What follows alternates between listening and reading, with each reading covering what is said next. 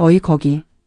연병장의 흙먼지 사이로 날카로운 목소리가 파고들었다. 소란스럽던 공기가 일순간 얼어붙었다.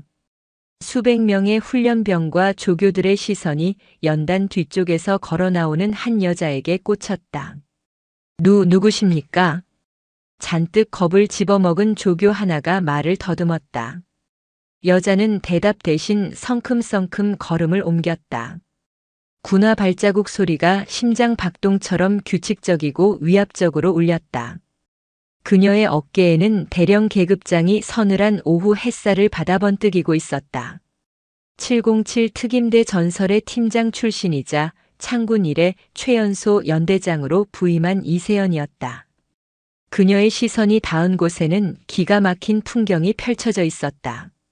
훈련병 하나가 소대장의 멱살을 잡고 흔들고 있었고 그 주변에는 겁에 질린 동기들이 웅성거리고 있었다. 바닥에는 소대장의 모자가 짓밟혀 흙투성이가 되어 뒹굴었다. 멱살을 잡고 있는 훈련병 최태성이었다. 국내 굴지의 재벌가 셋째 아들이라는 그 녀석은 입대 첫날부터 아나무인으로 유명했다. 야, 김정은 중위. 내가 말했지? 우리 아버지가 누군지 알면 너 이따위로 못한다고. 어디서 감히 나한테 엎드려 뻗쳐를 시켜? 돌았어? 최태성은 씩씩거리며 핏대를 세웠다. 뺨을 맞은 듯 김정훈 중위의 한쪽 얼굴이 붉게 부어올라 있었다. 장교의 권위가 훈련병의 돈자랑 앞에서 처참하게 구겨진 순간이었다. 김중위는 분함에 입술을 깨물면서도 혹시라도 부대에 누가 될까봐 주먹을 꽉 쥐고 참아내고 있었다. 그 꼴을 지켜보던 이세연의 눈매가 가늘어졌다. 그녀는 천천히 그러나 거침없이 그들 사이로 파고들었다. 이거 아주 재미있는 상황이네. 낮지만 힘있는 목소리에 최태성이 고개를 획 돌렸다. 뭐야? 아줌마는 뭔데 끼어들어? 순간 연병장 전체에 정적이 흘렀다. 조교들의 얼굴이 사색이 되었다. 연대장에게 아줌마라니. 하지만 이세연은 눈 하나 깜짝하지 않았다. 오히려 입가에 서늘한 미소를 띄었다. 아줌마라. 사회에서는 그렇게 보일 수도 있겠군. 하지만 여기서는 아니야. 이세연은 김정훈 중위의 멱살을 잡고 있는 최태성의 손목을 눈짓으로 가리켰다. 그 손 3초 안에 놓지 않으면 평생 숟가락 들기 힘들게 만들어주지. 참나. 이 아줌마가 진짜. 최태성은 코웃음을 치며 잡고 있던 멱살을 더욱 세게 조였다. 그는 자신의 배경만 믿고 눈앞의 여자가 누군지 파악할 생각조차 하지 않았다. 당신 이름이 뭐야? 내가 전화 한 통이면 당신 옷 벗기는 건 일도. 말이 채 끝나기도 전이었다. 퍽. 둔탁한 소리와 함께 최태성의 몸이 허공으로 붕 떴다가 바닥에 처박혔다. 눈 깜짝할 사이에 벌어진 일이었다. 이세연이 최태성의 손목을 낚아채 비틀며 다리를 걸어 넘어뜨린 것이다. 707 시절 수없이 반복했던 제압술이었다. 군더더기 없이 깔끔하고 치명적이었다. 으악! 내 팔! 내 팔! 최태성이 비명을 지르며 바닥을 뒹굴었다. 이세연은 표정 변화 없이 쓰러진 최태성의 명치 위에 군화발을 가볍게 올렸다. 그리고는 허리를 숙여 그와 눈을 맞췄다. 군대에는 두 종류의 사람이 있어. 명령하는 사람과 복종하는 사람. 넌 지금부터 철저하게 후자가 되는 법을 배우게 될 거다. 이거나. 너 내가 누군지 알아? 우리 아빠가. 내 아버지가 누구든 관심 없어. 지금 여기는 대한민국 육군 제5보 병사단 신병교육연대고 나는 이곳의 주인인 연대장 이세연 대령이다. 이세연은 발끝에 살짝 힘을 주어 최태성을 눌렀다. 억눌린 신음이 최태성의 입에서 터져나왔다. 그리고 너는 지금 상관 폭행, 항명, 근무지 이탈 미수 혐의로 내 앞에 누워있는 범죄자일 뿐이지. 그제야 상황 파악이 된 최태성의 얼굴이 하얗게 질렸다. 주변을 둘러보았지만 아무도 그를 도와주려 하지 않았다. 오히려 훈련병들의 눈빛에는 통쾌함이 서려 있었다. 이세연은 고개를 들어 얼어붙어 있는 강민수 대위를 바라봤다. 자신의 부관이자 믿음직스러운 후배라고 생각했던 그였다. 하지만 강 대위의 눈동자가 불안하게 흔들리고 있음을 이세연은 동물적인 감각으로 포착했다. 강 대위, 네, 연대장님. 강민수 대위가 화들짝 놀라며 차렷 자세를 취했다. 이 녀석 당장 끌고 가서 영창에 쳐넣어. 군기교육대 입소 절차 밟고 헌병대에 정식으로 수사 의뢰해. 소대장 폭행은 무관용 원칙이다. 연대장님. 최태성 훈련병은 신원이 좀 특수해서 상부의 지침을 확인해 봐야 할 것 같습니다. 무작정 영창을 보내면 나중에 골치 아파질 수도. 강민수 대위가 말꼬리를 흐리며 난처한 표정을 지었다. 이세연의 눈썹이 꿈틀했다. 군인의 기본보다 외부의 압력을 먼저 걱정하는 태도. 평소에 그답지 않았다. 지침? 내 명령이 곧 지침이야. 군법 위에 재벌 있어? 당장 집행해. 이세연의 호령에 강민수 대위는 어쩔 수 없다는 듯 고개를 숙였다. 알겠습니다. 헌병 때 인계하겠습니다. 조교들이 달려들어 바닥에서 끙끙대는 최태성을 일으켜 세웠다. 최태성은 끌려가면서도 악에 바친 목소리로 고함을 질렀다. 이세연, 너 내가 가만 안 둬. 내일 아침에 해 뜨는 거 못 보게 해줄 거야. 두고 봐. 그의 비명 섞인 저주가 연병장에 울려 퍼졌지만 이세연은 먼지를 털어내듯 어깨를 으쓱할 뿐이었다. 그녀는 멍하니 서 있는 김정훈 중위에게 다가갔다. 흑투성이가 된 그의 모자를 주워 탁탁 털어 건네주었다. 고개 들어 소대장. 감사합니다. 연대장님, 면목 없습니다. 김정훈 중위가 울먹이며 고개를 숙였다. 부하들 보는 앞에서 당한 수모에 자존심이 찢겨나갔을 터였다. 이세연은 그런 그의 어깨를 단단히 잡았다. 부당한 폭력에 맞서지 않고 참은 건 비겁해서가 아니야. 내가 입고 있는 군복의 무게를 알기 때문이지. 넌 오늘 훌륭하게 지휘관의 품위를 지켰어. 이세연의 따뜻한 격려에 김중희의 눈시울이 붉어졌다. 가서 치료받아.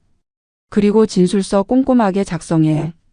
토시 하나 빼놓지 말고 사실대로. 뒤는 내가 책임진다.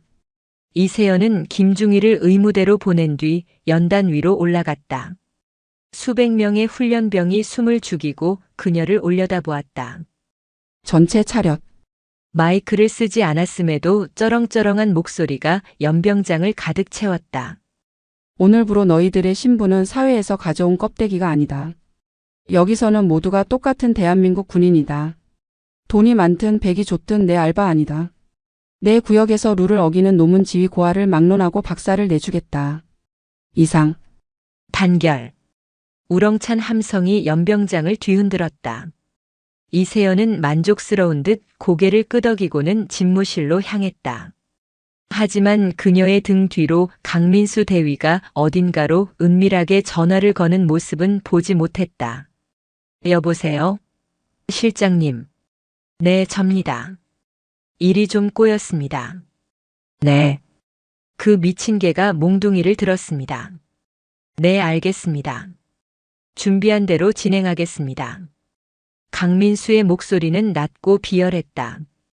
폭풍전야. 진짜 싸움은 이제부터 시작이었다. 연대장실로 돌아온 이세연은 창밖을 바라보며 깊은 숨을 내쉬었다. 책상 위에는 방금 전 헌병 때에 넘긴 최태성에 관한 보고서가 놓여 있었다.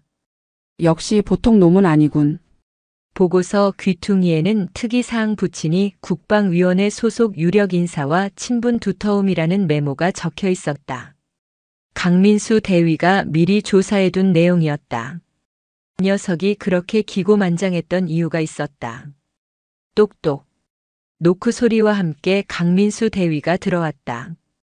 그의 손에는 서류 봉투 하나가 들려 있었다. 연대장님, 사단 본부에서 긴급 공문이 내려왔습니다. 읽어봐. 이세연은 자리에 앉으며 지시했다. 최태성 훈련병 건에 대해 과잉 진압 논란이 제기될 수 있으니 징계 절차를 보류하고 상급 부대의 감찰 조사를 먼저 받으라는 내용입니다. 그리고 강민수는 잠시 뜸을 들이더니 서류 한 장을 더 꺼냈다. 연대장님께서 최태성 훈련병을 폭행했다는 민원이 국민신문고에 접수되었습니다. 전치 3주 진단서까지 첨부되어 있습니다. 이세연의 입꼬리가 비틀렸다. 불과 1시간도 지나지 않은 일이었다. 벌써 진단서에 민원까지. 빠르네. 아주 작정을 했어. 어떻게 하시겠습니까?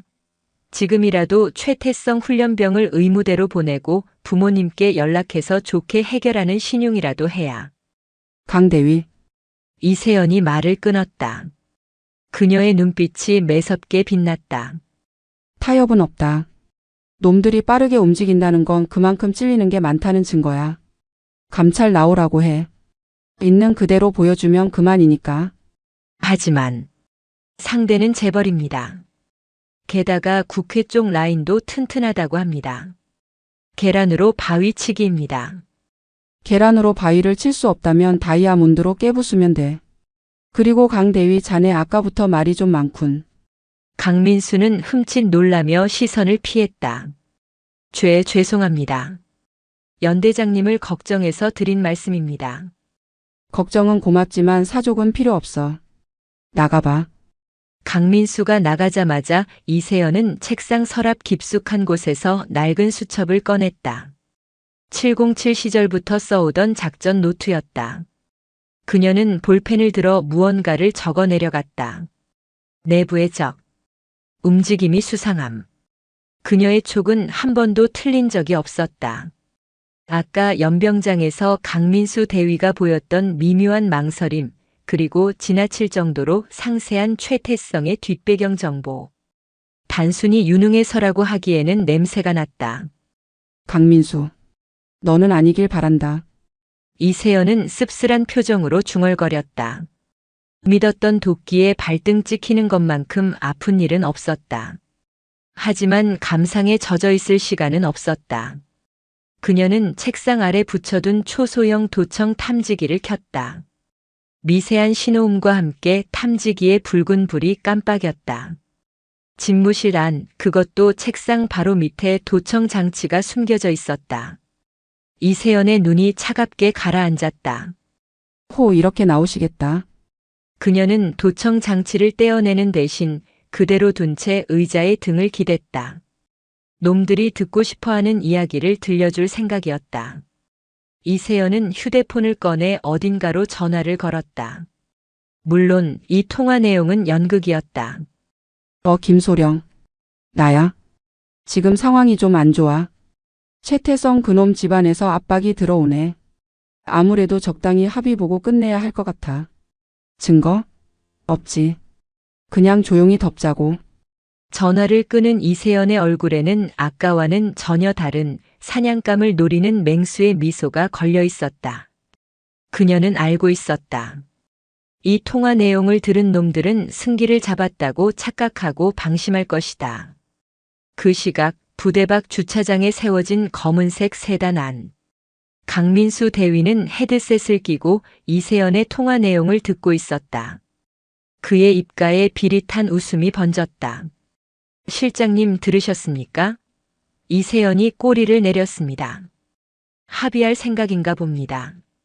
조수석에 앉은 중년 남자가 묵직한 목소리로 대답했다. 최태성 아버지의 비서실장이었다. 좋습니다. 하지만 방심은 금물입니다. 확실하게 숨통을 끊어놔야죠. 오늘 밤 준비한 선물을 집무실에 넣어두세요. 뇌물수수 혐의까지 더해지면 대령 계급장 떼는 건 시간 문제일 겁니다. 네, 알겠습니다. 아, 그리고 잔금은 일처리 끝나는 대로 입금될 겁니다. 어머니 수술비 걱정은 마시죠.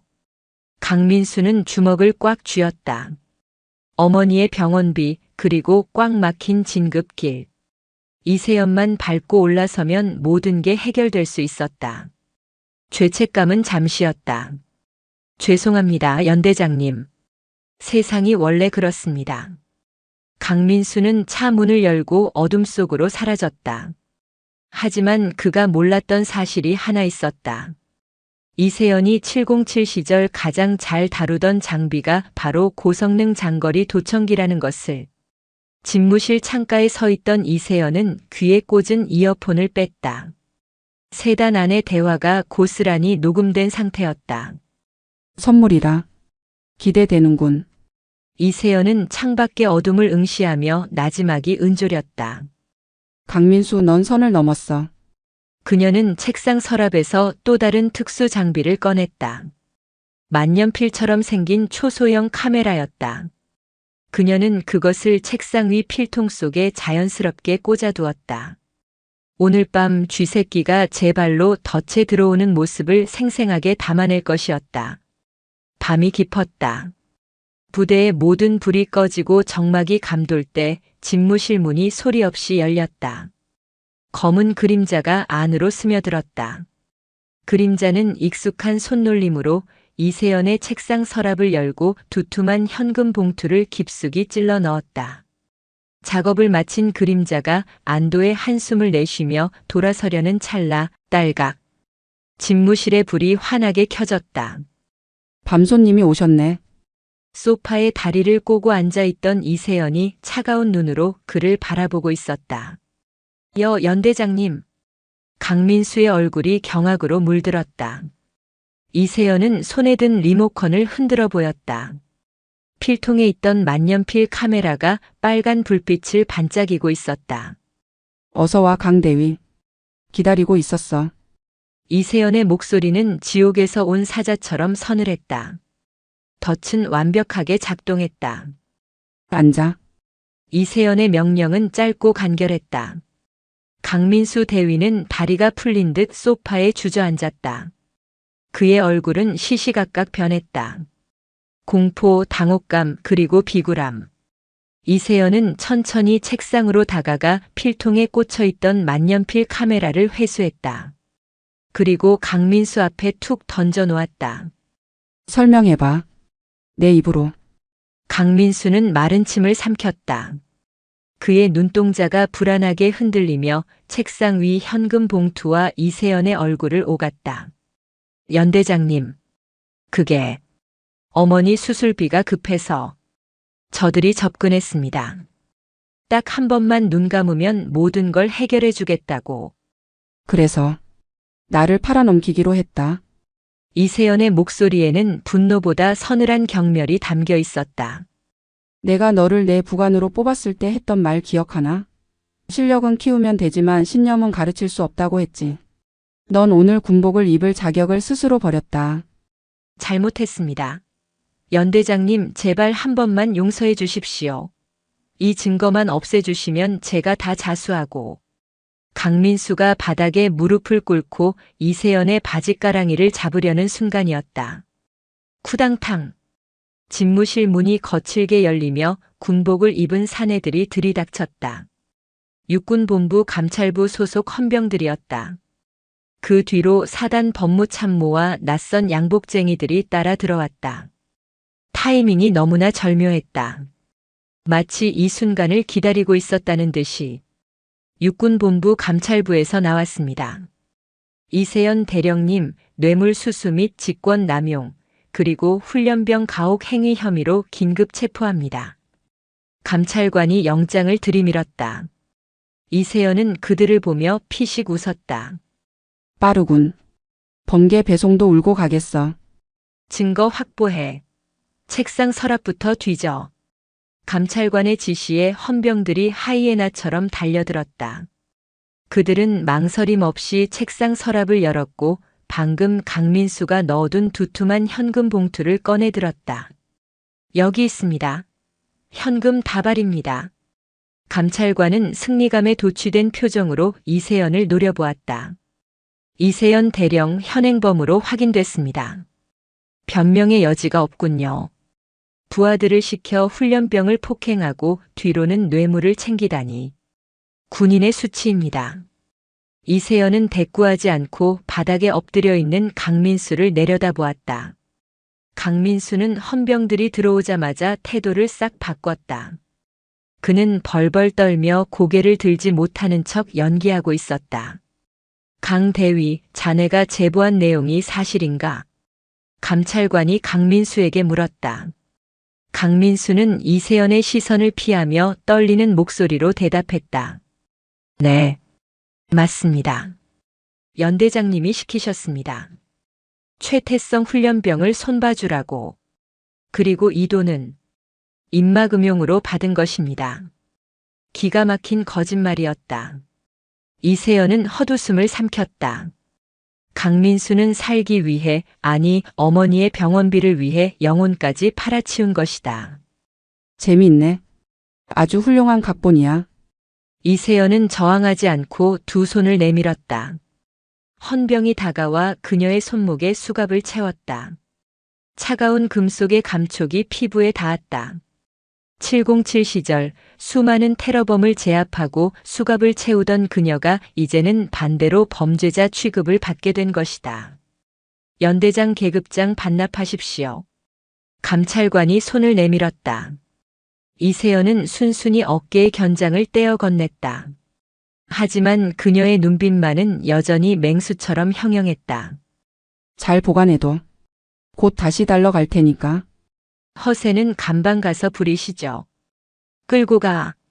이세연이 헌병들에게 이끌려 연대 본부 건물을 빠져나올 때 밖에는 이미 어둠이 깔려 있었다. 하지만 그 어둠 속에서도 번쩍이는 불빛들이 있었다. 기자들이었다. 어떻게 알았는지 벌써 진을 치고 있었다. 이세연 대령님, 뇌물수수 혐의 인정하십니까? 훈련병 폭행 사주 사실입니까? 여군 최초의 신화를 쓰셨는데 심경이 어떠십니까? 카메라 플래시가 기관총처럼 터졌다.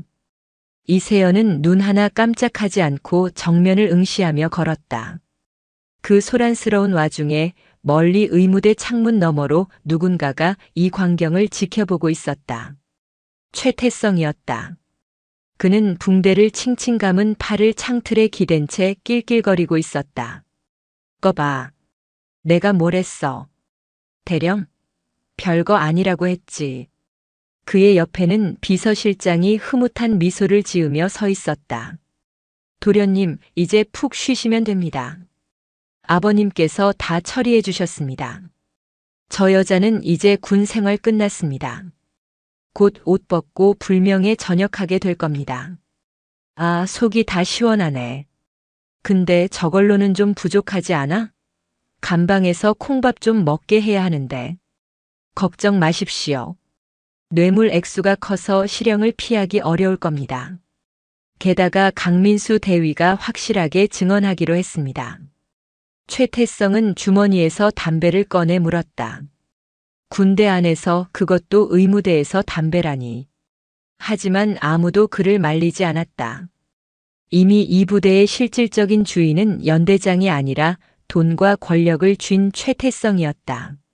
한편 호송차에 오른 이세연은 차창 밖으로 스쳐 지나가는 연병장을 바라보았다. 텅 빈 연병장 한 구석에 아직 퇴근하지 못한 김정훈 중위가 망연자실한 표정으로 서 있는 것이 보였다. 그는 자신의 억울함을 풀어주려던 연대장이 끌려가는 모습을 보며 절망하고 있었다. 이세연은 마음속으로 그에게 말을 건넸다. 기다려라, 소대장. 아직 안 끝났어. 그녀의 주머니 속 압수수색을 당할 때 교묘하게 숨겨둔 손가락만한 녹음기가 차갑게 식어 있었다. 강민수와의 대화, 그리고 그가 자백하는 순간까지 모든 것이 담긴 결정적인 증거였다. 하지만 그녀는 이것을 지금 꺼내지 않았다. 적들은 거대했다. 단순히 강민수 하나 잡는다고 끝날 싸움이 아니었다. 몸통을 베어내려면 그들이 방심하고 목을 길게 뺄 때까지 기다려야 했다. 호송차가 위병소를 통과했다. 육중한 철문이 닫히는 소리가 마치 짐승의 아가리가 닫히는 소리처럼 들렸다. 육군 교도소 내 임시 취조실. 사방이 회색 콘크리트로 막힌 좁은 방 안에는 책상 하나와 의자 2개, 그리고 천장에 달린 백열등 하나가 전부였다. 공기는 습하고 퀴퀴했다. 이세연은 딱딱한 의자에 앉아 눈을 감고 있었다. 수갑은 풀어졌지만 그녀의 자유는 철저히 구속된 상태였다. 잠시 후 철문이 열리고 한 남자가 들어왔다. 군 검찰 소속 박소령이었다. 그는 꽤나 능글맞은 인상으로 들어오자마자 서류 뭉치를 책상 위에 쾅 내려놓았다. 아이고, 우리 영웅님. 여기서 뵙네요. 707 전설이 이런 누추한 곳에 계시니 참 격세지감입니다.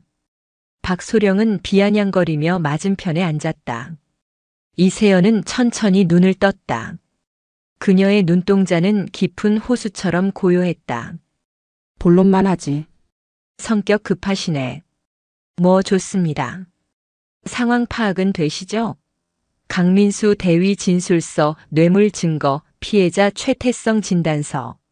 삼박자가 아주 딱딱 맞아요. 이 정도면 징역 5년은 기본으로 깔고 가는 거 아시죠? 박소령은 볼펜을 까딱거리며 이세연을 압박했다. 그냥 인정합시다. 윗분들도 시끄러운 거 싫어하세요. 적당히 인정하고 옷 벗는 선에서 합의보면 집행유예 정도로 막아줄 수도 있습니다. 네. 우리 서로 피곤하게 하지 말자고요. 이세연은 박소령을 빤히 쳐다보았다.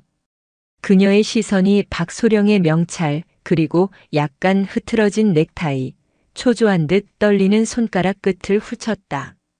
신문 전문가였던 그녀의 눈에 박소령은 허점투성이었다. 박소령. 자네 급한가 보군. 네. 보통 이런 거는 며칠 묵히면서 길을 꺾는 게 정석인데 잡혀온 지 3시간 만에 합의 종용이라. 위에서 쪼아대나 보지? 빨리 덮으라고? 박소령의 눈썹이 꿈틀했다. 정곡을 찔린 것이다. 사실 최태성 측에서는 언론이 더 시끄러워지기 전에 이세연을 파면시키고 사건을 종결하라고 압박하고 있었다. 이봐요, 이 대령. 지금 상황 파악이 안 되나 본데 당신은 벼랑 끝이야. 도와줄 사람 아무도 없다고. 박소령이 책상을 내리치며 고함을 질렀다. 하지만 이세연은 눈 하나 깜짝하지 않았다. 벼랑 끝이라. 글쎄. 내가 보기엔 자네가 벼랑 끝에 서 있는 것 같은데. 뭐라고? 최태성 아버지가 국방위 소속 의원들 꽉 잡고 있다는 거 알아. 그래서 감찰부 헌병대, 검찰까지 한 통속으로 움직이는 거겠지. 그런데 말이야, 자네들은 큰 실수를 하나 했어. 이세연은 몸을 앞으로 기울이며 나직하게 속삭였다. 나를 건드린 것. 박소령은 순간 등골이 서늘해짐을 느꼈다. 수갑도 차지 않은 여자였지만 뿜어내는 기세가 맹수와 같았다. 그는 헛기침을 하며 분위기를 바꾸려 애썼다. 참. 아직도 상황 파악을 못하시네. 좋아요. 어디 끝까지 가봅시다. 강민수 대위 불러와. 박소령이 인터폰에 대고 소리쳤다. 잠시 후 강민수 대위가 헌병에게 이끌려 들어왔다. 그의 얼굴은 반나절 만에 10년은 늙은 듯 초췌했다. 이세연과 눈이 마주치자 그는 황급히 고개를 숙였다. 자, 강 대위. 연대장 앞에서 다시 말해봐. 저 돈 누가 받으라고 했지? 훈련병 폭행 누가 시켰지? 박소령이 강민수를 다그쳤다. 강민수는 입술을 깨물며 덜덜 떨었다. 에이. 이세연 연대장님이 시키셨습니다. 저는 명령에 따랐을 뿐입니다. 기어들어가는 목소리였지만 내용은 명확했다. 박소령은 회심의 미소를 지으며 이세연을 보았다. 들었지? 당신 부관이 이렇게 말하는데 더 무슨 증거가 필요해? 이세연은 강민수를 바라보았다. 분노보다는 연민이 느껴지는 눈빛이었다. 강민수. 고개 들어. 그녀의 목소리에는 힘이 실려 있었다. 강민수는 저항할 수 없는 힘에 이끌리듯 천천히 고개를 들었다. 내 어머니 수술비 5천만 원이라고 했나? 강민수의 눈이 휘둥그레졌다. 그걸 어떻게 알았는지 묻고 싶은 표정이었다. 그 돈 때문에 영혼을 팔았겠지. 이해는 해. 하지만 방법이 틀렸어. 너는 군인이다.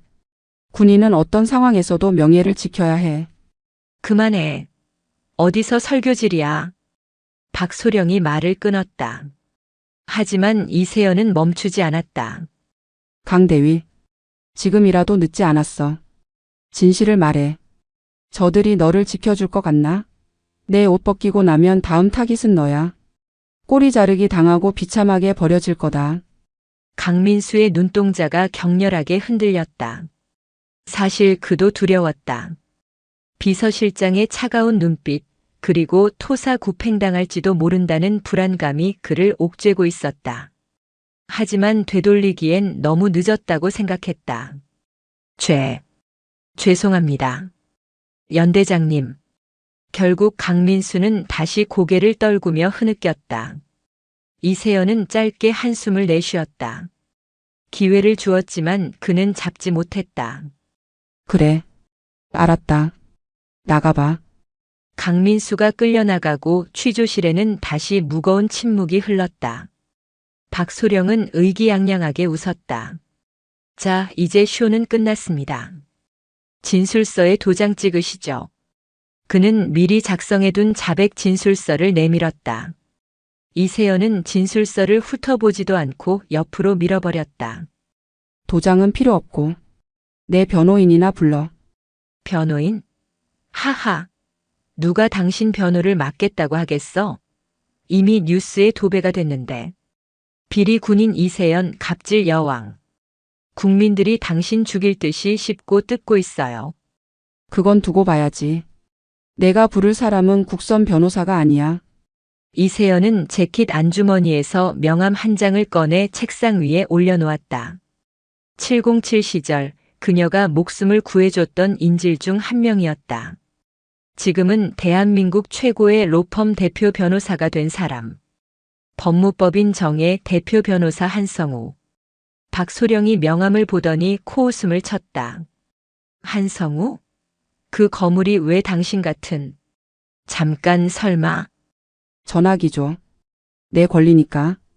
박소령은 찜찜한 표정으로 전화기를 내주었다. 이세연은 망설임 없이 번호를 눌렀다. 신호음이 몇 번 울리기도 전에 상대방이 전화를 받았다. 네, 한성우입니다. 나야 이세연. 빚 갚을 시간이다 성우야. 수화기 너머에서 잠시 침묵이 흐르더니 이내 반가움과 긴장이 섞인 목소리가 들려왔다. 누님? 무슨 일입니까? 뉴스 보고 설마 했는데. 상황이 좀 복잡해. 쥐새끼들이 너무 많이 꼬였어. 청소가 좀 필요해. 하하, 누님이 청소라니. 판이 크겠군요. 알겠습니다. 지금 바로 움직이겠습니다.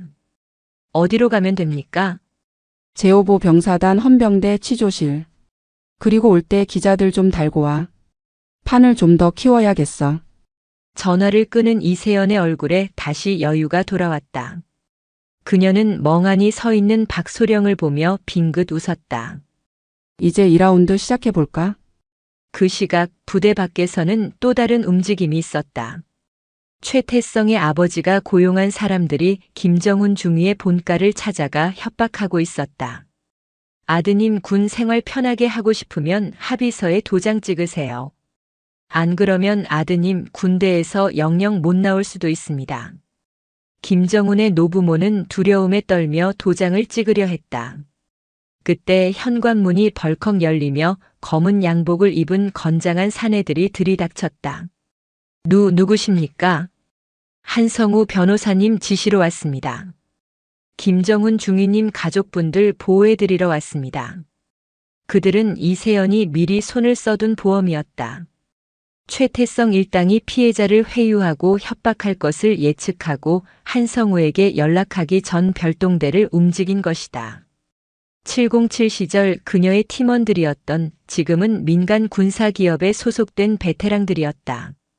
취조실 안 이세연은 벽시계를 바라보았다. 바늘이 자정을 향해 가고 있었다. 최태성 그리고 그 뒤에 숨은 늙은이들.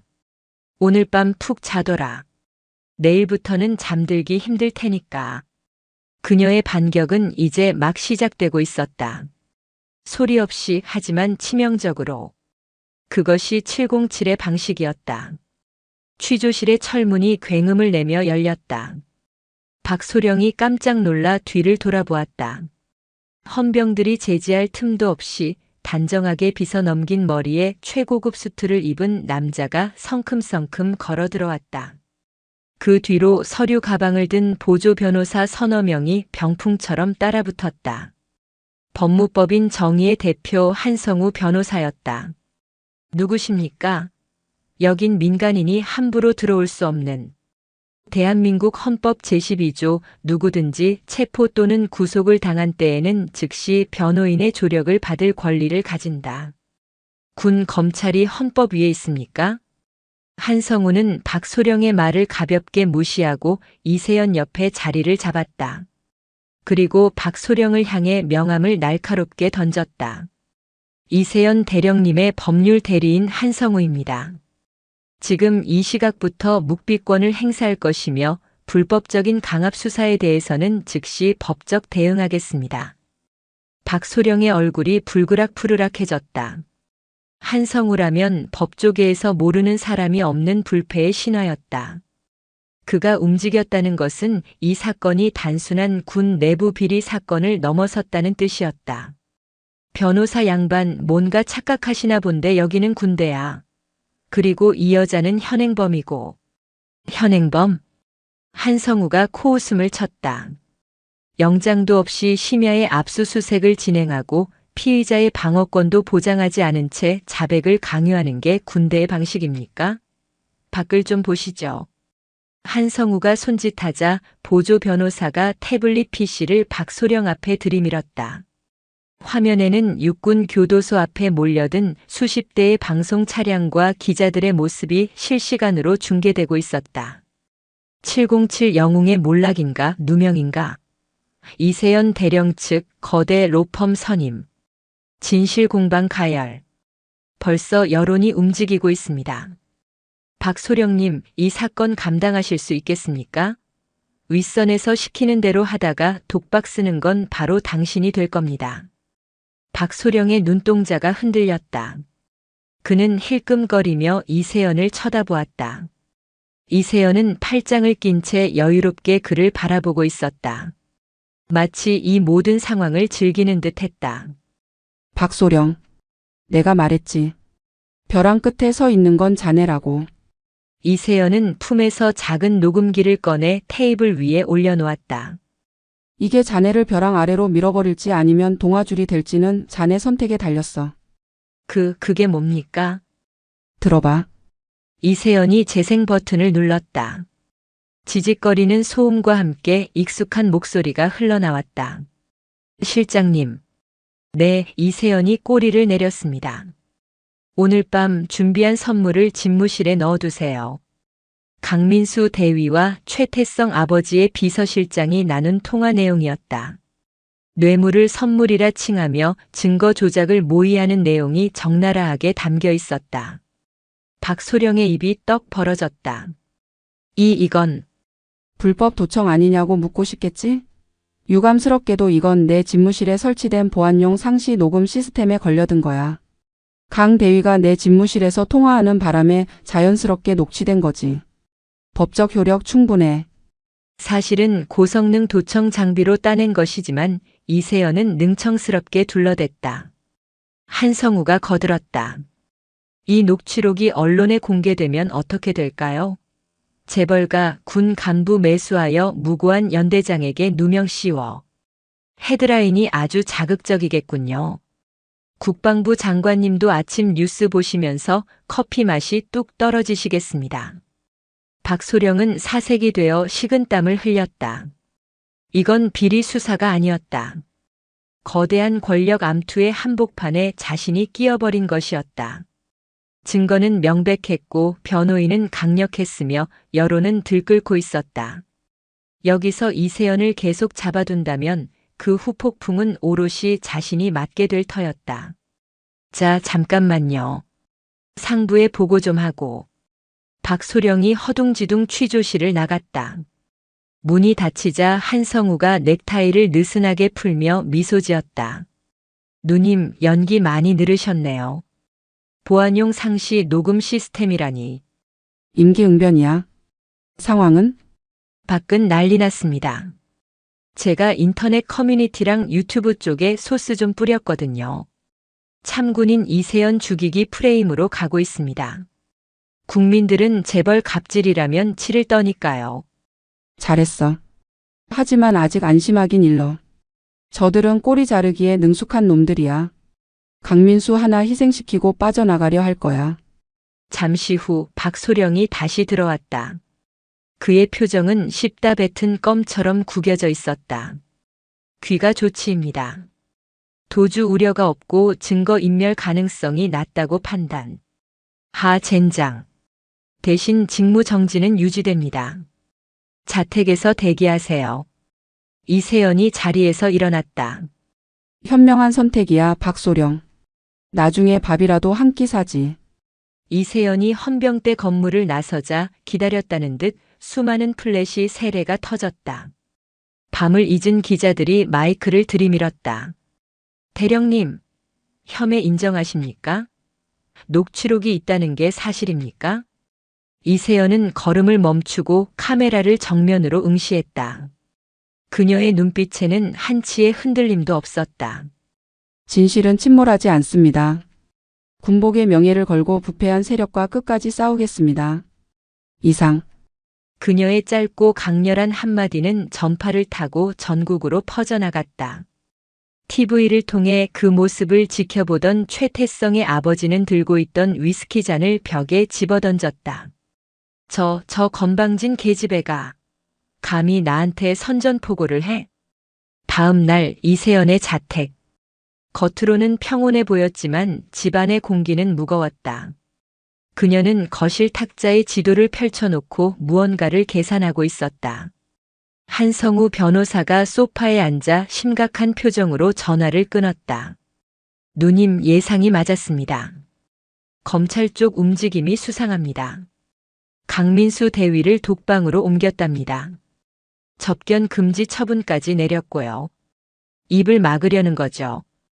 녀석들이 급해졌어. 법으로 안 되면 주먹을 쓰겠지. 그게 놈들의 방식이니까.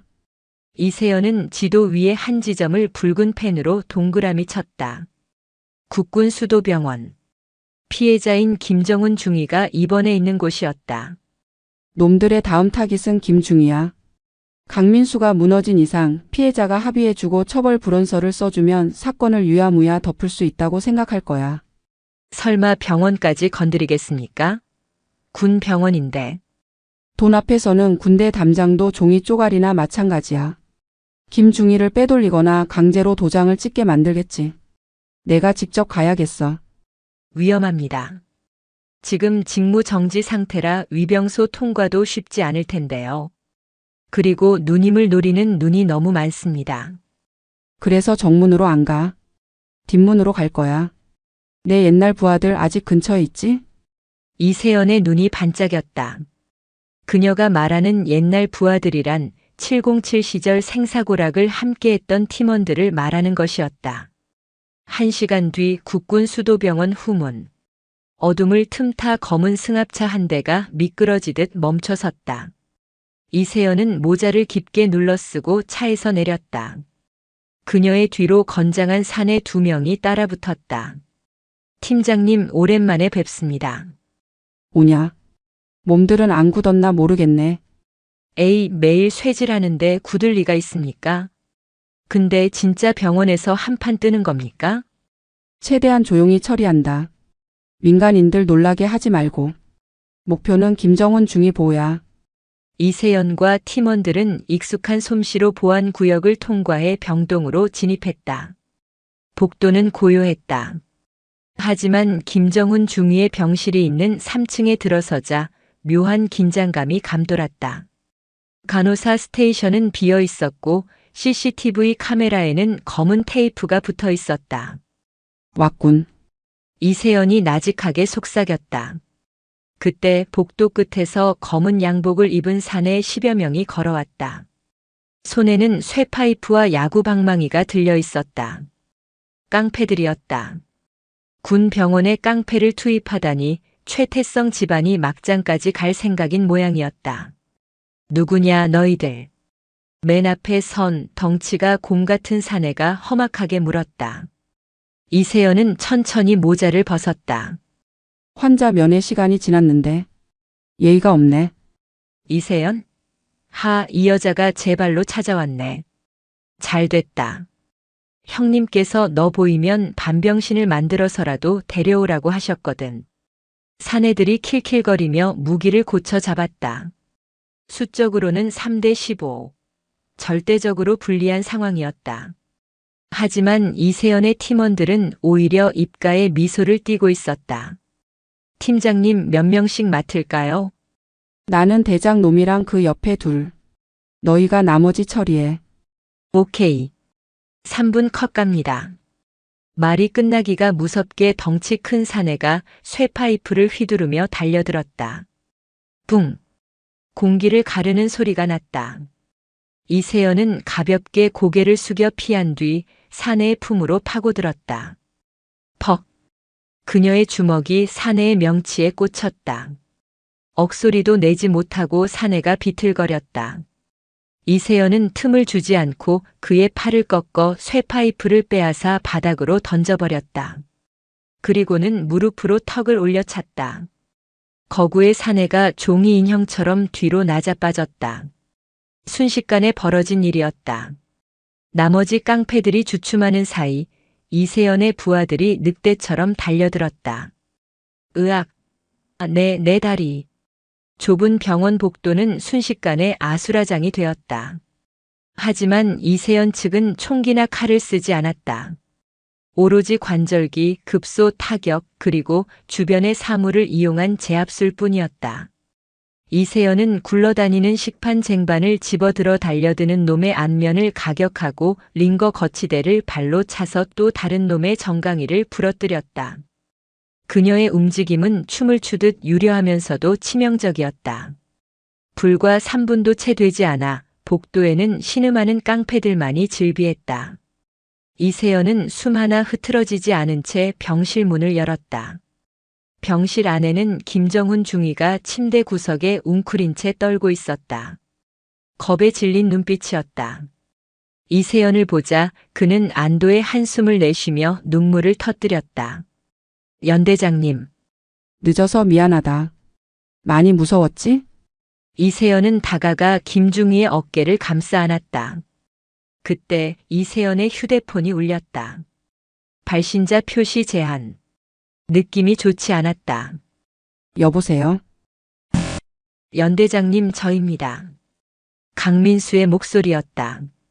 하지만 평소와는 달랐다.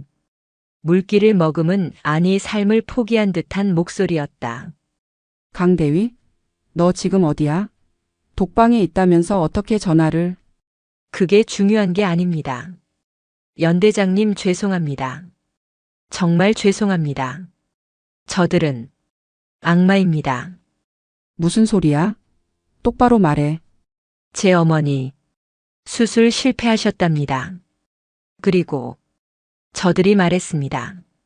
제가 모든 죄를 뒤집어 쓰고 사라지면 남은 빚은 없던 걸로 해주겠다고. 이세연의 등골이 오싹해졌다. 강민수 헛소리 하지 마. 너 지금 무슨 생각하는 거야? 연대장님은 꼭 이기십시오. 저는 여기까지인 것 같습니다. 부디 건강하십시오. 툭. 전화가 끊겼다. 이세연은 다시 전화를 걸었지만 연결되지 않았다. 팀장님 왜 그러십니까? 부하가 다급하게 물었다. 이세연의 얼굴이 하얗게 질려 있었다.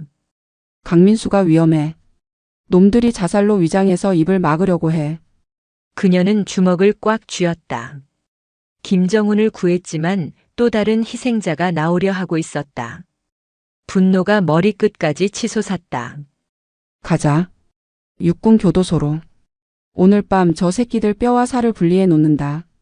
이세연은 바닥에 쓰러져 있는 깡패 두목의 멱살을 잡고 일으켜 세웠다. 내 형님이라는 작자한테 전해. 오늘 밤 목 닫고 기다리라고. 사냥개가 이빨을 드러냈으니까. 그녀는 김정훈 중위를 부하들에게 맡기고 병원을 뛰쳐나갔다. 밤 공기가 차가웠지만 그녀의 몸은 뜨겁게 달아올라 있었다. 더 이상 법과 절차 따위는 중요하지 않았다. 이제는 전쟁이었다. 육군 교도소의 높은 담장 위로 칠흑 같은 어둠이 내려앉아 있었다.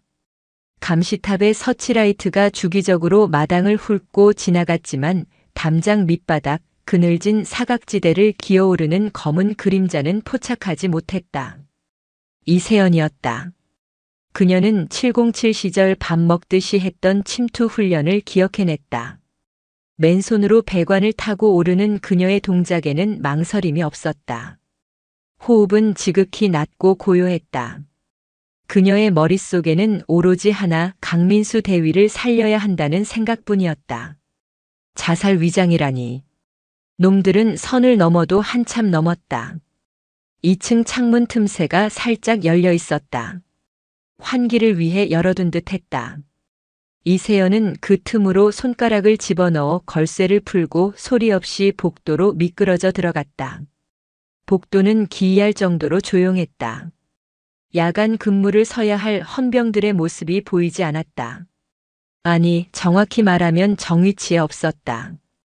이것은 누군가 의도적으로 병력을 물렸다는 뜻이었다. 냄새가 나는군. 이세연은 벽에 바짝 붙어 이동했다. 독방 구역은 지하 1층이었다. 계단을 내려가려는데 인기척이 들렸다. 아, 진짜. 왜 우리한테 이런 걸 시키고 지랄이야. 그냥 놔두면 알아서 죽는 거 아니었어? 입 다물어. 위에서 확실하게 처리하라고 했잖아. 사고사로 위장하려면 우리가 손을 좀 써야 한다고. 사복을 입은 하지만 짧은 머리에 건장한 남자 2명이 계단을 올라오고 있었다. 헌병이 아니었다. 외부에서 투입된 해결사들이 분명했다. 이세연은 어둠 속에 몸을 숨겼다. 그들이 자신의 앞을 지나가는 순간 이세연이 튀어나갔다. 퍽. 맨손 날치기가 뒤따라오던 남자의 목덜미를 정확히 가격했다. 남자는 비명도 지르지 못한 채 기절했다. 앞서가던 남자가 놀라 뒤를 돌아보려 했지만 이세연의 발이 이미 그의 명치를 파고들었다. 컥. 남자가 숨을 헐떡이며 주저앉자 이세연은 그의 머리채를 잡아 벽에 강하게 밀어붙였다. 말해. 강민수 방 어디야? 그리고 지금 안에 누가 있어? 너 뭐야? 묻는 말에만 대답해. 뼈마디 하나씩 으스러지기 싫으면. 이세연이 남자의 손가락 하나를 뒤로 꺾자 남자가 고통에 찬 신음을 흘렸다. 지하 1호실. 안에. 실장님이 보낸 기술자가 들어갔어. 기술자. 킬러를 뜻하는 은어였다. 이세연은 남자를 기절시켜 구석에 처박아 두고 지하로 질주했다. 더 이상 은밀하게 움직일 시간이 없었다. 지하 1호실 앞. 철문은 굳게 닫혀 있었지만 안에서 쿵, 쿵 하는 둔탁한 소리가 들려왔다. 이세연은 문고리를 잡았다. 잠겨 있었다. 그녀는 주머니에서 가느다란 철사를 꺼내 열쇠 구멍에 꽂아 넣었다. 707 대테러 팀장 시절 잠긴 문을 따는 건 기본 소양이었다. 찰칵. 문이 열리자마자 이세연은 안으로 몸을 날렸다. 방 안의 풍경은 처참했다. 강민수 대위는 목에 밧줄이 감긴 채 천장 배관에 매달려 발버둥 치고 있었고 검은 마스크를 쓴 남자가 강민수의 다리를 잡아당겨 질식을 유도하고 있었다. 자살로 위장하기 위해 의자를 발로 차 넘어뜨린 직후였다. 이 개자식들이. 이세연의 고함에 마스크를 쓴 기술자가 돌아봤다.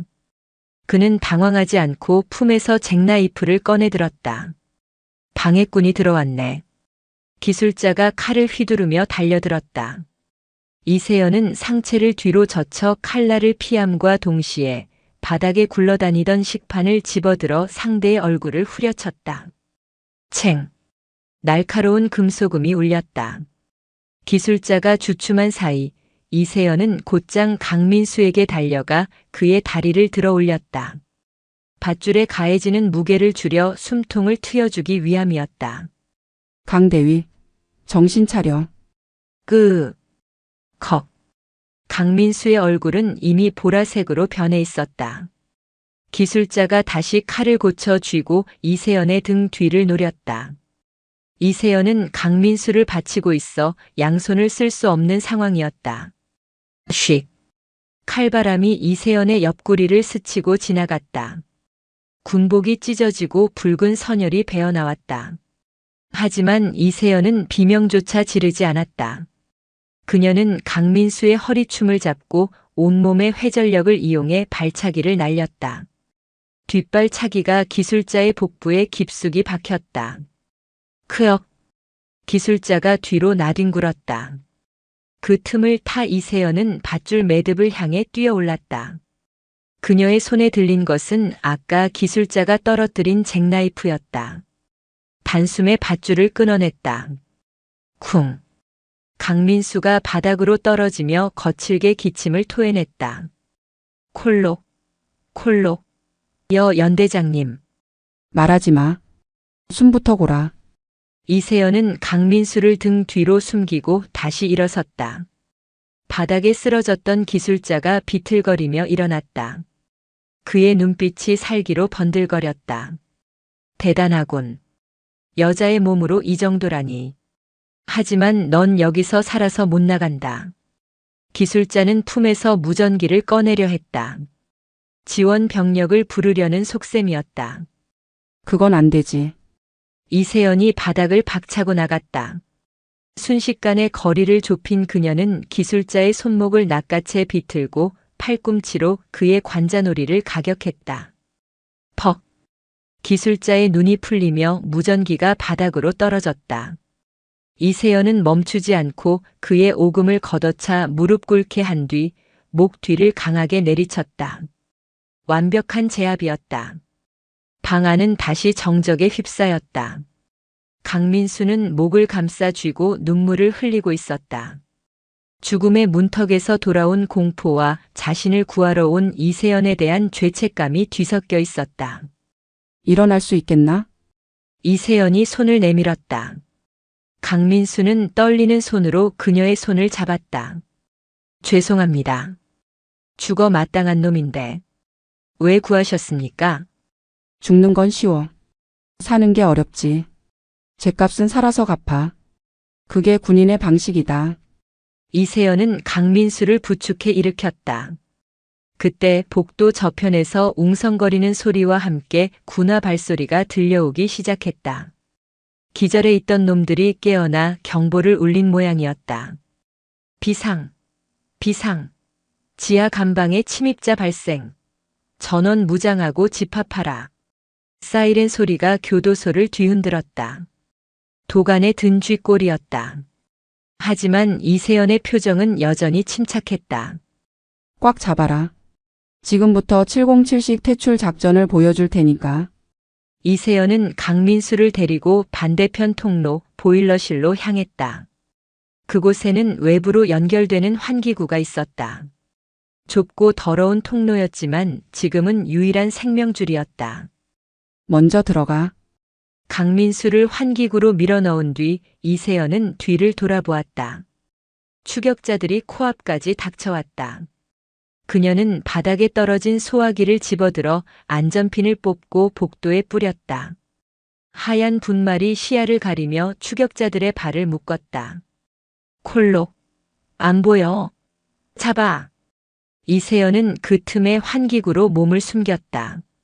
좁은 통로를 기어가는 동안 찢어진 옆구리에서 통증이 밀려왔지만 그녀는 이를 악물고 참아냈다. 교도소 밖 인적이 드문 야산 입구. 흑투성이가 된 두 사람이 환기구를 빠져나왔다.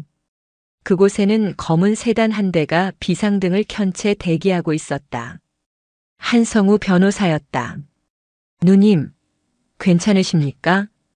한성우가 달려와 이세연을 부축했다. 나보다 이 친구 먼저 챙겨. 상태가 안 좋아. 강민수는 거의 탈진 상태였다. 한성우는 그들을 급히 차에 태웠다.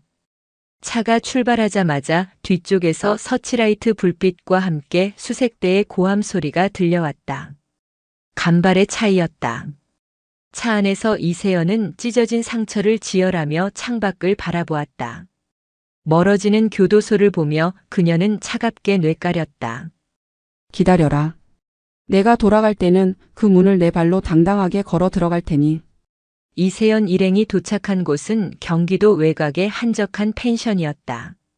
한성우 변호사가 비밀리에 마련한 안전 가옥이었다. 강민수는 응급처치를 받고 침대에 누워 있었다. 목에는 밧줄 자국이 선명하게 남아 있었다.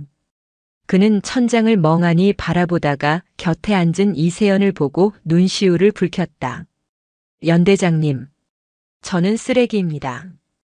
어머니 핑계로 전우를 팔고 그것도 모자라 저 혼자 도망치려 했습니다. 이세연은 붕대를 감은 옆구리를 매만지며 무심하게 대답했다. 쓰레기인 줄 알면 분리수거라도 잘해야지. 자학하고 있을 시간 없어. 지금부터 내가 해야 할 일이 태산이니까. 그때 한성우가 태블릿 PC를 들고 거실로 들어왔다. 그의 표정이 심각했다. 상황이 재미있게 돌아갑니다. 뉴스 보시죠. 화면 속 뉴스 앵커는 긴급 속보를 전하고 있었다. 오늘 새벽 육군 교도소에 괴한이 침입하여 수감 중이던 강모 대위를 납치해 도주하는 사건이 발생했습니다. 군 당국은 용의자로 직무 정지 중인 이세연 대령을 지목했습니다. 군 검찰은 이 대령이 자신의 비리 증거를 인멸하기 위해 핵심 증인을 납치한 것으로 보고 체포영장을 발부. 기가 막힌 시나리오였다. 피해자를 구출한 것을 납치로 둔갑시키고 이세연을 증거인멸을 시도한 흉악범으로 만들어버린 것이다. 최태성 아버지가 언론 플레이를 시작했군요. 이제 누님은 쫓기는 도망자 신세입니다. 전국에 수배령이 내려질 겁니다. 강민수가 주먹을 불끈 쥐었다. 아닙니다. 제가 자수하겠습니다. 제가 나가서 모든 게 거짓말이라고 그들이 저를 죽이려 했다고 밝히겠습니다. 강민수가 일어나려 하자 이세연이 그를 도로 자리에 앉혔다. 진정해. 지금 내가 나가봤자 아무도 안 믿어. 놈들은 널 정신 이상자나 협박에 못 이겨 허위 진술하는 사람으로 몰아갈 거야. 그리고 이번에는 진짜로 널 죽이겠지. 그럼 어떡합니까? 이대로 당하고만 있어야 합니까? 이세연의 입가에 묘한 미소가 번졌다. 누가 당하고만 있대? 전쟁은 이제부터야. 놈들이 나를 악당으로 만들었으니 그에 걸맞게 놀아줘야지. 이세연은 주머니에서 작은 USB 메모리를 꺼냈다. 교도소에서 기술자를 제압할 때 그의 주머니에서 슬쩍 빼낸 것이었다. 한 변호사 이거 확인해봐. 놈들이 멍청하게도 증거를 흘리고 다녔더군. 한성우가 USB를 노트북에 연결했다. 잠시 후 그의 눈이 휘둥그레졌다. 이건 통화 녹음 파일들이네요. 김중희 처리건 강대위 자살 위장 시나리오, 심지어 이세연 대령 매장 계획까지 날짜별로 정리되어 있습니다. 그 기술자 혹시 보험용으로 윗선이랑 통화한 걸 다 녹음해둔 모양입니다. 역시 더러운 일 하는 놈들일수록 서로를 못 믿지. 이게 우리의 핵무기다. 이걸 언론에 뿌릴까요? 그러면 게임 끝입니다. 한성우가 흥분해서 물었다. 하지만 이세연은 고개를 저었다. 아니, 언론에 뿌리면 놈들은 꼬리 자르기를 할 거야. 비서실장 선에서 덮고 최태성과 그 아비는 빠져나가겠지. 비서실장의 과잉 충성이다 뭐 이런 식으로. 이세연의 눈빛이 매섭게 빛났다. 그녀가 노리는 것은 깃털이 아니라 몸통이었다. 내일 오전 10시. 사단 대강당에서 내 징계위원회와 최태성 훈련병의 퇴소식이 동시에 열린다고 했지? 네, 그렇습니다. 최태성은 의병 제대 형식으로 훈련소를 나가게 됩니다. 아주 성대한 환송회가 될 거라고 하더군요. 국회의원들도 몇 명 온다고 하고요. 잘 됐네. 잔치상 엎어버리기 딱 좋은 날이야. 이세연은 자리에서 일어나 창밖을 바라보았다. 동이 트고 있었다. 어둠이 걷히고 빛이 오는 시간. 한 변호사. 준비해. 내일 우리는 그곳으로 간다. 네. 수배 중인데 거길 가신다고요? 헌병들이 깔려 있을 텐데요. 그러니까 가는 거야. 모두가 보는 앞에서 가장 화려하게 등장해 줘야지. 강민수 대위 너도 갈 수 있겠나? 강민수는 이를 악물고 고개를 끄덕였다. 가겠습니다. 제 목숨 걸고 증언하겠습니다. 제 군복을 벗는 한이 있어도 놈들 옷은 꼭 벗기겠습니다. 좋아. 작전명은 단결. 목표는 적 지휘부의 완전한 괴멸이다. 다음 날 아침 제5보병사단 정문. 삼엄한 경비가 펼쳐지고 있었다. 검은색 고급 세단들이 줄지어 들어갔다. 최태성의 아버지와 국방위 소속 의원들, 그리고 비서실장이 차에서 내렸다. 그들은 서로 악수를 하며 여유롭게 웃고 있었다. 하 의원님, 먼 길 와주셔서 감사합니다. 우리 태성이가 몸이 안 좋아서 의병 제대하게 되어 참 마음이 아픕니다. 아유, 별 말씀을요. 군대에서 고생 많았죠. 그나저나 그 여자는 잡혔답니까? 곧 잡힐 겁니다. 도간에 쥐니까요. 오늘 징계위원회에서 파면 처리하고 잡히는 대로 군사재판에 넘겨서 아주 본때를 보여줄 겁니다. 비서실장이 끼어들어 거들었다. 그들은 자신들의 승리를 확신하고 있었다. 대강당은 사람들로 가득 찼다. 단상 위에는 최태성 훈련병 전역 및 이세연 대령 징계위원회라는 현수막이 걸려 있었다. 기이한 조합이었다. 한쪽에서는 범죄자를 영웅처럼 보내주고 한쪽에서는 영웅을 범죄자로 만들어 매장하려는 자리. 사단장이 마이크를 잡았다. 지금부터 행사를 시작하겠습니다. 그때였다. 쾅! 대강당의 거대한 양쪽 문이 굉음을 내며 활짝 열렸다. 장내의 모든 시선이 문 쪽으로 쏠렸다. 역광을 받으며 서 있는 세 사람의 실루엣. 또각또각. 군화 소리가 정막을 깨고 울려 퍼졌다. 정복을 갖춰 입은 이세연이 당당하게 걸어 들어오고 있었다. 그녀의 양옆에는 한성우 변호사와 목에 붕대를 감은 강민수 대위가 서 있었다. 이세연? 어떻게 여기까지? 최태성의 아버지가 자리에서 벌떡 일어났다. 비서실장의 얼굴이 사색이 되었다. 헌병들이 당황하여 그들을 막아서려 했지만 이세연의 기세에 눌려 주춤거렸다. 이세연은 단상 앞까지 걸어가 멈춰섰다. 그녀는 사단장의 마이크를 뺏어 들었다. 지지직. 스피커 하울링 소리가 사람들의 고막을 찔렀다. 이세연은 벙커에 숨어있는 적장을 바라보듯 최태성의 아버지와 비서실장을 정면으로 노려보았다. 늦어서 죄송합니다. 주인공은 원래 마지막에 등장하는 법이라서요. 장내에 술렁임이 일었다. 기자들이 카메라 셔터를 미친 듯이 눌러댔다. 자, 이제 진짜 재판을 시작해 볼까요? 여기 아주 재미있는 이야기가 담긴 선물이 하나 있는데. 이세연이 손에 든 USB를 높이 들어 올렸다. 이 안에 담긴 진실을 듣고 나면 오늘 이 자리가 누군가의 저녁식이 아니라 장례식이 될 겁니다. 최태성의 얼굴이 공포로 일그러졌다. 이세연의 미소는 그 어느 때보다 차갑고 아름다웠다. 반격은 끝났다. 이제는 처형의 시간이었다. 저걸 당장 막아. 뭐하고 있어? 끌어내. 최태성의 아버지가 새된 비명을 질렀다. 그의 점잖던 체면은 온데간데 없었다.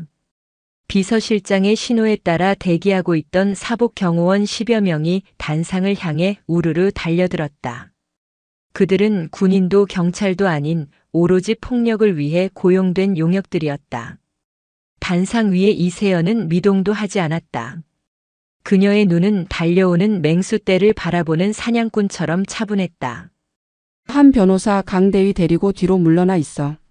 누님은요? 청소 좀 해야지. 이세연은 마이크 스탠드를 뽑아들었다. 묵직한 쇠막대기가 그녀의 손에서 윙윙거리는 소리를 내며 돌았다. 가장 먼저 단상 위로 뛰어 올라온 경호원이 주먹을 날렸다. 이세연은 고개를 까딱해 피하고 스탠드 아랫부분으로 녀석의 명치를 찍어버렸다. 컥! 외마디 비명과 함께 첫 번째 타자가 무대 아래로 굴러떨어졌다.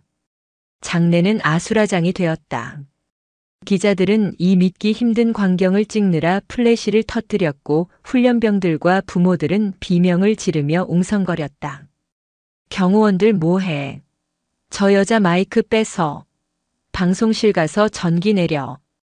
비서실장이 악을 썼다. 하지만 방송실로 향하던 경호원들은 복도에서 튀어나온 건장한 사내들에게 가로막혔다. 이세연의 옛 부하들 707 팀원들이었다. 어이 형씨들. 관계자 왜 출입 금지 못 봤어? 방송실 앞에서도 격렬한 난투극이 벌어졌다. 단상 위는 이세연의 동무대였다. 그녀는 다수의 적을 상대로 한치의 물러섬도 없었다. 정복 차림이라 움직임이 불편할 법도 했지만 그녀의 타격은 정확하고 치명적이었다. 관절기, 업어치기, 급소 타격. 이세연의 손과 발에 걸린 경호원들은 추풍낙엽처럼 쓰러졌다. 그녀가 날린 뒤돌려차기에 맞은 거구의 사내가 비서실장 바로 앞 테이블로 쿵 하고 떨어졌다. 테이블이 박살나며 파편이 튀었다. 비서실장님. 그렇게 급하게 어딜 가시려고. 영화는 이제 시작인데. 이세연은 숨을 고르며 흐트러진 머리카락을 쓸어 넘겼다. 그리고 품에서 무전기를 꺼냈다. 큐. 방송실을 장악한 팀원이 재생 버튼을 눌렀다. 대강당의 거대한 스피커에서 치직거리는 잡음과 함께 선명한 목소리가 흘러나왔다. 강민수 대위는 자살로 위장해서 처리해. 깔끔하게. 뒤탈없게 해. 네, 알겠습니다. 약물 주입하고 목을 매달겠습니다. 이세연 그 여자는 뇌물 수수로 엮어서 매장시키고 감방에서 썩게 만들어. 최 회장님께서 걱정하지 말라고 하십니다. 돈으로 안 되는 게 어디 있겠냐고. 적나라한 살인 모의와 증거 조작 내용이 대강당 전체에 울려 퍼졌다. 웅성거리던 장내가 일순간 찬물을 끼얹은 듯 조용해졌다. 최태성의 아버지는 얼굴이 하얗게 질려 자리에 주저앉았다. 최태성은 귀를 막고 고개를 저었다. 아, 아니야. 저거 다 조작이야. 거짓말이라고. 이세연은 경호원들을 모두 제압하고 다시 마이크를 잡았다. 들리십니까? 이것이 저들이 말하는 정의입니다. 돈으로 군대를 사고 사람 목숨을 파리 목숨처럼 여기는 자들의 추악한 민낯입니다. 그녀는 뒤에 서 있던 강민수 대위에게 손짓했다. 강민수는 떨리는 걸음으로 앞으로 나왔다. 그는 목을 감싸고 있던 붕대를 천천히 풀었다. 시퍼렇게 멍들고 살이 패인 밧줄 자국이 드러났다. 좌중에서 탄식이 터져 나왔다. 저는 이세연 대령님의 부관 강민수 대위입니다. 저 목소리의 주인공은 저를 죽이려 했던 킬러와 비서실장입니다. 저는 돈에 눈이 멀어 상관을 배신했고 그 대가로 토사구팽당해 죽을 뻔했습니다. 강민수는 눈물을 흘리며 말을 이었다. 이세연 연대장님은 그런 저를 구하기 위해 목숨을 걸고 교도소로 들어오셨습니다. 저 흉터가 그 증거입니다. 제발 진실을 봐주십시오. 강민수가 무릎을 꿇고 오열했다. 여기저기서 훌쩍이는 소리가 들렸다. 여론은 완전히 뒤집혔다. 기자들은 이제 최태성과 그의 아버지를 향해 카메라를 들이대며 질문 공세를 퍼부었다. 회장님, 살인 교사 혐의 인정하십니까? 아들 병역 비리 사실입니까? 군 당국 매수하셨습니까? 최태성의 아버지는 비틀거리며 일어나 도망치려 했다. 비켜. 이거 안 나? 변호사 불러. 다 고소할 거야. 그때 대강당의 문이 다시 열리고 제복을 입은 경찰들과 군 검찰 수사관들이 들이닥쳤다. 한성우 변호사가 미리 연락해둔 서울지방경찰청 광역수사대였다. 최진호 회장, 그리고 박철민 비서실장. 살인교사, 뇌물공여, 공무집행방해 혐의로 긴급 체포합니다. 수사관들이 그들의 손목에 수갑을 채웠다. 권력의 정점에 서 있던 자들의 몰락은 순식간이었다. 이세연은 반상 아래로 내려갔다. 그녀의 눈은 구석에 숨어 벌벌 떨고 있는 최태성을 향하고 있었다. 최태성은 이세연이 다가오자 뒷걸음질 치다 벽에 부딪혔다. 오지 마. 우리 아빠가 누군지 알지? 너 내가 가만 안 둬. 아직도 상황 파악을 못하고 헛소리를 짓거리는 최태성. 이세연은 그 앞에 섰다. 최태성. 힉. 이세연은 최태성의 가슴팍에 달린 저녁 예정자 리본을 거칠게 뜯어냈다. 넌 저녁 못해. 군 생활 다시 시작해야지. 아니, 이번엔 군 생활이 아니라 수감 생활이 되겠네. 이거나. 난 환자라고. 의병제대. 환자? 아까 보니까 도망가는 속도가 아주 국가대표급이던데. 멀쩡한 거 다 확인됐어. 넌 병역 기피 상관 폭행 무고죄로 군사 재판을 받게 될 거야. 육군 교도소 밥이 입에 맞을지 모르겠네. 이세연의 눈빛에 압도된 최태성은 결국 바지에 오줌을 지리며 주저앉았다. 살려주세요. 잘못했습니다. 한 번만 봐주세요. 용서는 피해자한테 가서 빌어. 물론 그가 받아줄지는 모르겠지만. 이세연은 뒤를 돌아보았다. 맨 뒷좌석에 휠체어를 타고 온 김정훈 중위가 보였다. 그는 눈물이 그렁그렁한 채 이세연을 바라보며 경례를 올렸다. 이세연은 그에게 마주 경례를 했다. 강당을 가득 메운 훈련병들이 누가 먼저랄 것도 없이 기립박수를 치기 시작했다. 와! 이세연! 이세연! 박수 소리는 함성이 되어 강당을 뒤흔들었다. 그것은 정의가 승리했다는 환호이자 진정한 지휘관에 대한 존경의 표시였다. 이세연은 옅은 미소를 지으며 그들의 환호에 답했다. 긴 싸움이 끝나는 순간이었다.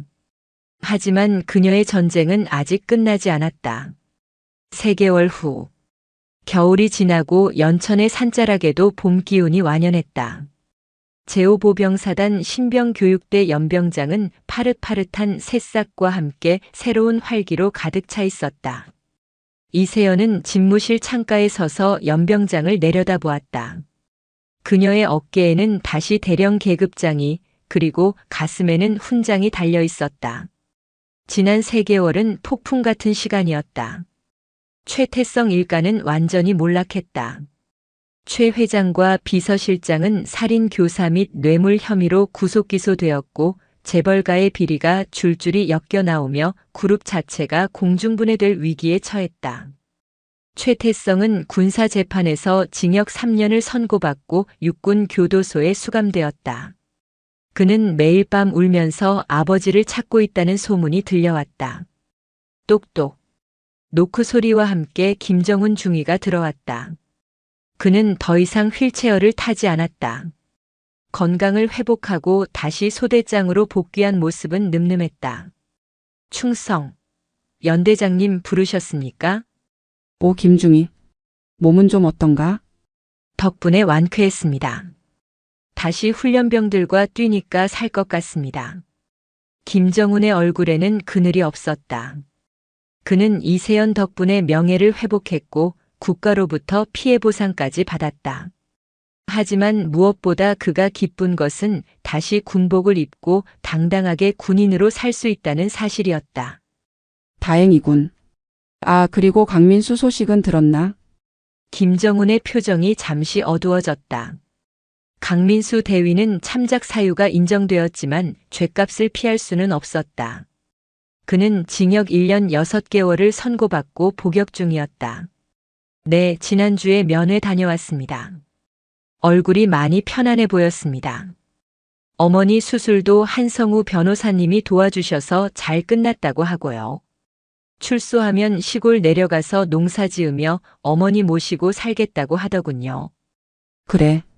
녀석 죗값 다 치르고 나오면 소주나 한잔하자고 전해줘. 알겠습니다. 아, 그리고 연대장님. 사단장님께서 찾으십니다. 이번 장성 진급 심사 때문에. 이세연은 피식 웃었다. 이번 사건으로 그녀는 국민적인 영웅이 되었다. 부패를 척결한 참군인 707의 여제. 언론은 연일 그녀를 찬양했고 국방부에서도 그녀를 진급시키지 않을 수 없는 분위기였다. 준장 진급이 거의 확정적이었다. 알았어. 가볼게. 수고해. 이세연은 정모를 쓰고 집무실을 나섰다. 복도를 지나가자 병사들이 우렁찬 목소리로 경례를 붙였다. 단결. 수고하십니다. 그들의 눈빛에는 진심 어린 존경이 담겨 있었다. 예전의 공포와 경외심이 아닌 신뢰와 믿음이었다. 연병장으로 나오자 따스한 햇살이 쏟아졌다. 때마침 신병 수료식이 진행되고 있었다. 5주간의 고된 훈련을 마친 훈련병들이 늠름한 자태로 도열해 있었다. 단상 위에 선 사단장이 훈시하고 있었지만 훈련병들의 시선은 연병장 한쪽을 걸어가는 이세연에게 쏠렸다. 이세연은 걸음을 멈추고 그들을 바라보았다. 흙먼지 뒤집어 쓴 앳된 얼굴들. 그들 하나하나가 누군가의 귀한 아들이자 조국을 지키는 전사들이었다. 그래. 내가 지켜야 할 건 내 계급장이 아니야. 바로 저 녀석들이지. 이세연의 가슴이 벅차올랐다. 그녀는 707 시절부터 수많은 전장을 누볐지만 지금 이곳 연병장이야말로 자신이 있어야 할 최고의 전장임을 깨달았다. 부당한 권력과 싸우고 약한 자를 보호하며 정의를 바로 세우는 곳. 사단장의 훈시가 끝나고 마지막 경례 순서가 되었다. 전체 차렷. 연대장님께 대하여 경례. 사회자의 외침은 없었지만 훈련병들은 약속이라도 한 듯 이세연을 향해 몸을 돌렸다. 수천 명의 군화가 동시에 땅을 울렸다. 척. 수천 개의 손이 절도 있게 올라갔다. 단결. 하늘이 떠나갈 듯한 함성이 연천의 산과 들을 울렸다. 그것은 단순히 상관에 대한 예의가 아니었다. 자신들을 지켜준 영웅에 대한 감사와 그녀와 함께라면 어떤 적과도 싸울 수 있다는 맹세였다. 이세연은 가슴 깊은 곳에서 뜨거운 것이 울컥 치솟는 것을 느꼈다. 그녀는 천천히 그리고 엄숙하게 오른손을 들어 담례했다. 단결. 그녀의 목소리는 작았지만 그 울림은 강했다. 바람이 불어와 그녀의 머리카락을 흩날렸다. 태극기가 펄럭였다. 그녀의 군 생활 제2막은 이제 막 시작되고 있었다. 별을 달고 더 높은 곳으로, 더 넓은 곳으로. 하지만 그녀는 변하지 않을 것이다. 언제나 현장에서 병사들과 함께 호흡하며 불의에 타협하지 않는 미친 개 이세연으로 남을 것이다. 저 멀리 맑게 갠 하늘 위로 독수리 한 마리가 힘차게 날아올랐다. 이세연은 그 독수리를 보며 주먹을 꽉 쥐었다. 가자. 아직 할 일이 많다. 그녀는 힘차게 발걸음을 옮겼다. 그녀가 걷는 길 뒤로 따스한 봄 햇살이 길게 이어졌다. 정의가 살아있는 한 그녀의 행군은 멈추지 않을 것이다.